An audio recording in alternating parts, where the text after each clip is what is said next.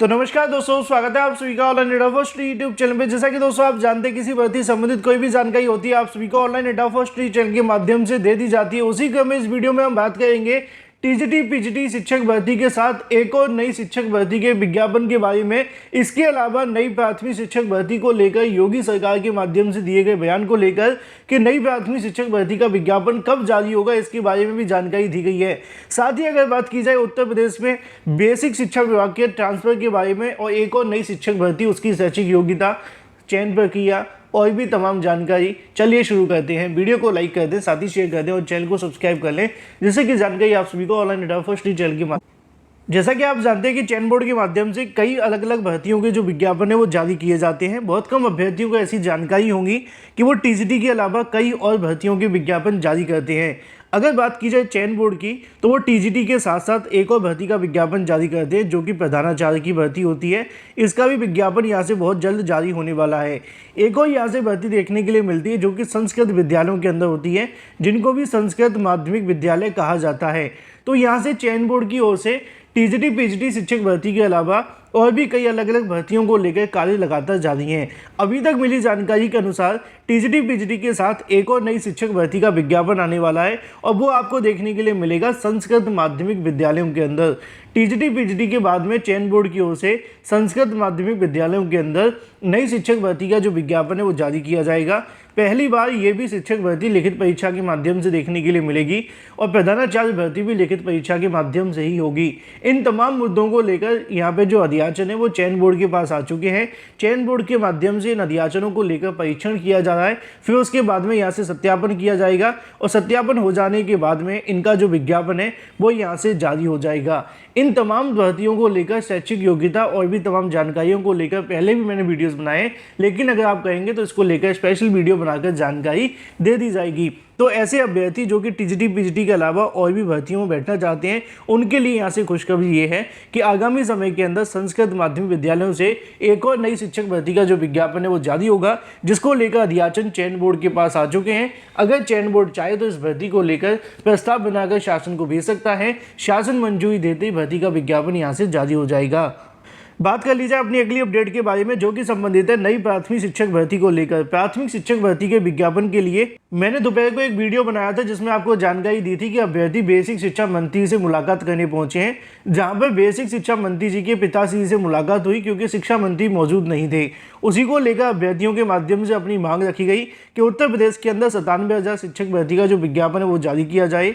यहाँ पे 97,000 अवश्य लिखा है, लेकिन मांग कहने की 51,000 प्लस 17,000 या फिर 51,000 की है, क्योंकि आप जानते हैं कि सरकार जब 97,000 को लेकर सवाल करती है तो कोई आधिकारिक डाटा 97,000 का नहीं आ पाता है। लेकिन 51,000 को लेकर सरकार ने एफिडेविट लगाया था, 70,000 की घोषणा भी की थी। और पीएबी की रिपोर्ट के अंदर 1,26,000 पद खाली हैं, जो कि प्राइमरी और अपर प्राइमरी को जोड़कर हैं। उसी को लेकर अच्छी बात यह है कि शिक्षा मंत्री से मुलाकात हो चुकी है, मतलब कि योगी सरकार के बेसिक शिक्षा मंत्री से मुलाकात हो चुकी है। यहाँ पे लिखा हुआ है कि जिद थी कि शिक्षा मंत्री से मिलना है, मिलकर नई शिक्षक भर्ती के बारे में स्पष्ट करना है। शिक्षा मंत्री संदीप जी से मुलाकात हुई, जिसमें उनके माध्यम से स्पष्ट किया गया है कि भर्ती के संबंध में बात को रखा, जहाँ पे जवाब में आया कि अभी प्राथमिक भर्ती को लेकर, माफ़ कीजिए, प्राथमिक के अंदर बहुत सारे बदलाव होने बाकी हैं। साथ ही उन्होंने बताया कि आप सबके लिए जो प्रयास है वो किया जा रहा है। नैनिहालों की संख्या 2 करोड़ होने वाली है और हम भी बेसिक विभाग की बैठक के अंदर ही जा रहे हैं। इन शॉर्ट अगर बात की जाए शिक्षा मंत्री के माध्यम से, तो आज भी उन्होंने कहीं ना कहीं गोल गोल घुमा दिया।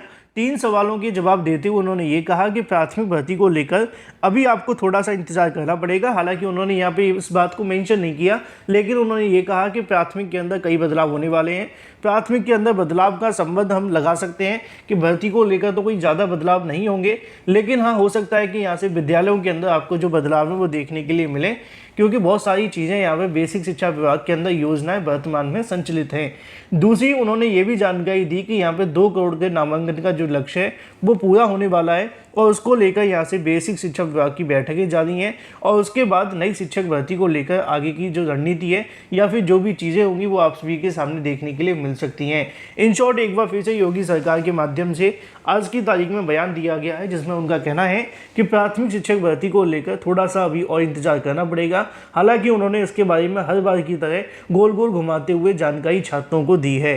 यहाँ पे मुलाकात की कुछ आप सभी के सामने इमेजेस भी देखने के लिए मिल जाती हैं, जो कि मुलाकात हो जाने के बाद की अभ्यर्थियों के माध्यम से प्राथमिक शिक्षक भर्ती को लेकर ज्ञापन सौंपा गया था। बात कर लीजिए अपनी अगली अपडेट के बारे में, जो कि संबंधित है बेसिक के ट्रांसफर, इसके अलावा एक और नई भर्ती के विज्ञापन के बारे में। बेसिक शिक्षा विभाग के माध्यम से ट्रांसफर को लेकर जो आदेश है वो जारी कर दिया गया है। यहाँ पे आप सभी को देखने के लिए मिलेगा आरबी सिंह विशेष सचिव उत्तर प्रदेश शासन की ओर से जारी आदेश में जानकारी दी गई है कि 21 जुलाई 2022 को बेसिक शिक्षा विभाग के अधीन कार्य करने वाले अधिकारियों और कर्मचारियों के स्थानांतरण के संबंध में उपयुक्त विषय में शासन के पत्र जानकारी लिखी हुई है कि 2022 और 23 के स्थानांतरण की जो कार्यवाही है वो की जानी है। इनके अंदर जो कार्यवाही आपको देखने के लिए मिलेंगी, जिसमें लिखा हुआ है कि तमाम जो विभागों की कार्यवाही होनी है, क ख ग और घ के कार्मिकों के स्थानांतरण देखने के लिए मिलेंगे। इन शॉर्ट मैं आप सभी को बता दूं तो उन्होंने ये कहा है कि शिक्षकों के छोड़कर सभी के जो स्थानांतरण है वो यहाँ से होने वाले हैं।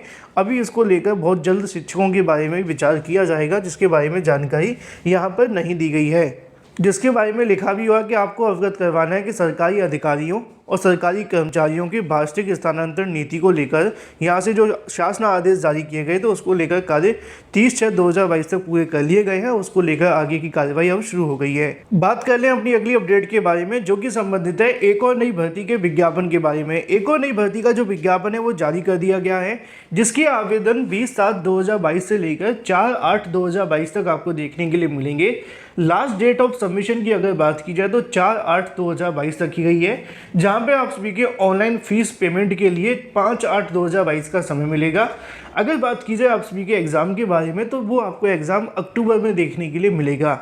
अक्टूबर के अंदर आपकी परीक्षा होगी। सवाल यह है कि किस भर्ती का नोटिफिकेशन जारी हुआ है, कहाँ से हुआ है। तो ये जो आपको वैकेंसी देखने के लिए मिलती है वो स्टाफ सिलेक्शन कमीशन की ओर से आती है। स्टाफ सिलेक्शन कमीशन की ओर से आने वाली वैकेंसी के लिए यहाँ से नोटिफिकेशन जारी कर दिया गया है। Junior Hindi translator, junior translator, senior Hindi translator examination 2022 के लिए, जिसमें जानकारी आप सभी के सामने लिखी है कि नेम ऑफ पोस्ट की अगर बात की जाए तो 35,400 से लेकर 1,24,000 आपको जो मानदेय वो देखने के लिए मिलता है। जूनियर हिंदी की अगर बात की है, लेवल के बारे में आप सभी के सामने लिखे, इनको पढ़ लेना, ठीक है। बात कर ली जाए कुछ और जानकारियों के बारे में, जो कि आप सभी की संबंधित है कि इंडियन सिटीजन होना चाहिए आवेदन करने के लिए। यहाँ से एज लिमिट की जब बात आती है तो वो लिखा हुआ है कि 18 से लेकर 30 साल के अभ्यर्थी इसके लिए जो आवेदन है वो कर सकते हैं। एज लिमिट यहाँ पे आप सभी को छूट भी मिलेगी, जो कि अलग अलग कैटेगरी की होगी रिजर्वेशन वाइज। बात करते हैं कुछ और अपडेट के बारे में, जो आप सभी का प्रोसेस ऑफ सर्टिफिकेशन फॉर्मेट्स के बारे में, जिसको अगर आप चाहें तो पढ़ सकते हैं, क्योंकि मेन जानकारियाँ मैं आपको यहाँ से दे देता हूँ। सवाल आता है कैसे आपको अप्लाई करना है, तो ssc.nic.in पे आप सभी जाएंगे, वहाँ से आप सभी आवेदन करेंगे। फीस पेमेंट की बात की है तो 100 रुपये आप सभी से यहाँ से लिए जाते हैं आवेदन करने के लिए। नीचे कुछ और जानकारियाँ आप सभी के सामने लिखी हुई हैं, जैसे कि अगर बात की सेंटर एग्जामिनेशन के बारे में कि कहाँ कहाँ पे आपके एग्ज़ाम करवाए जाएंगे, वो सारे के सारे सेंटर यहाँ पे लिखे हुए हैं। इनको भी अगर आप चाहें तो देख सकते हैं। यहाँ पे लिखा है कि नेगेटिव मार्किंग जो आपकी होगी वो 0.25 मतलब कि 1/4 की नेगेटिव मार्किंग आपकी होने वाली है। पेपर 1 आप सभी का objective type multiple choice question only देखने के लिए मिलेंगे, इसमें आपकी नेगेटिव मार्किंग भी होगी, ठीक है। यहाँ पे आप सभी के सामने सिलेबस, इसके अलावा एडमिशन और इसके अलावा एग्जामिनेशन के बारे में जानकारी आ जाती है। कुछ और पॉइंट नीचे लिखे डॉक्यूमेंट वेरिफिकेशन के बारे में, जिसको अगर आप चाहें तो पढ़ भी सकते हैं। बात कर लेते हैं पोस्ट प्रेफरेंस के बारे में। यहाँ पे लिखा है कि the exam is being held for multiple post of various, मतलब कि अलग अलग पोस्ट के लिए आपका जो एग्ज़ाम है वो करवाया जाएगा, जिसके अंदर आप सभी के जो अलग अलग पोस्ट प्रेफरेंस है मांगी जाएगी। आप सभी की जो कट ऑफ होगी वो 20, 25, 30 आपको देखने के लिए मिलेगी, जो कि मिनिमम क्वालिफाइंग मार्क्स होंगे।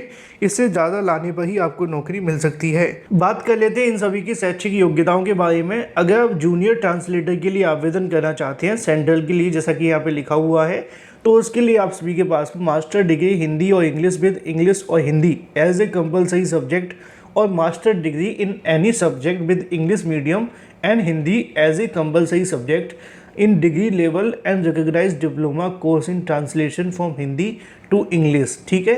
तो ये आप सभी के पास में अगर है तो आप इसके लिए आवेदन करेंगे। किस किस के लिए? जूनियर ट्रांसलेशन के लिए, junior translation in translator in railway के अंदर जूनियर ट्रांसलेटर इन आर्म्ड फोर्स के लिए जूनियर ट्रांसलेटर इन सबऑर्डिनेट ऑफिस। ठीक है, तो ये सारी की सारी ABCD तक मैंने आप सभी को बता दी है। इन सभी के लिए आपके पास में क्या योग्यता होनी चाहिए, अगर आप चाहें तो बैक करके वीडियो को सुन सकते हैं। बाकी रह जाता है एक सीनियर हिंदी ट्रांसलेटर के लिए। सीनियर हिंदी ट्रांसलेटर के लिए मास्टर डिग्री इन हिंदी और इंग्लिश और Hindi as a compulsory subject, ठीक है, होनी चाहिए। अगर नहीं है, और master degree in any subject English medium Hindi as a compulsory subject in level of recognised diploma in translation from Hindi to English. ठीक है, 3 साल का एक्सपीरियंस आपका लगेगा, ऊपर वाले में 2 साल का एक्सपीरियंस था। ये बात हो जाती है इसकी योग्यताओं के बारे में। मैं चाहूँगा कि नोटिफिकेशन आप अच्छे से पढ़ लें, क्योंकि मैं आपको पूरा नोटिफिकेशन पढ़ कर बताऊँगा तो वीडियो बहुत लंबा हो जाएगा। फिलहाल इस वीडियो के माध्यम से इतना ही। Thank you for watching this video.